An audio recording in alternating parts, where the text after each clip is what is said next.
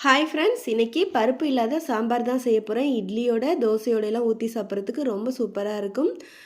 குக்கரில் 15 சின்ன வெங்காயம், 4 பல் பூண்டு, 3 பச்சை மிளகாய், நல்லா பழுத்த தக்காளியாக 2, 1/4 டீஸ்பூன் மஞ்சள் தூள், 1 டீஸ்பூன் சாம்பார் பொடி, 1 கப் அளவுக்கு தண்ணி சேர்த்து நல்லா கலந்து விட்டு மூடி போட்டு வெயிட்டு போட்டு 4 விசில் விட்டு எடுத்துக்கலாம். ப்ரெஷர்லாம் நல்லா இறங்குனதும் அதில் உள்ள தண்ணியை தனியாக எடுத்து வச்சுட்டு வெங்காயம் தக்காளியை நல்லா மசிச்சு எடுத்துக்கணும்.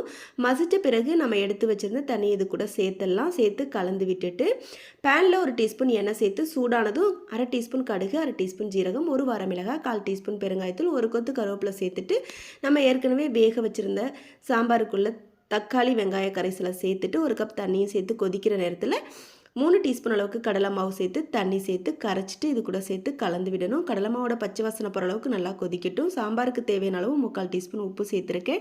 நல்லா கொதிச்சதும் ஸ்டவ் ஆஃப் பண்ணிவிட்டு நறுக்குன மல்லித்தலையை தூவிட்டு சர்வ் பண்ண வேண்டியதான். பிடிச்சிருந்தா லைக்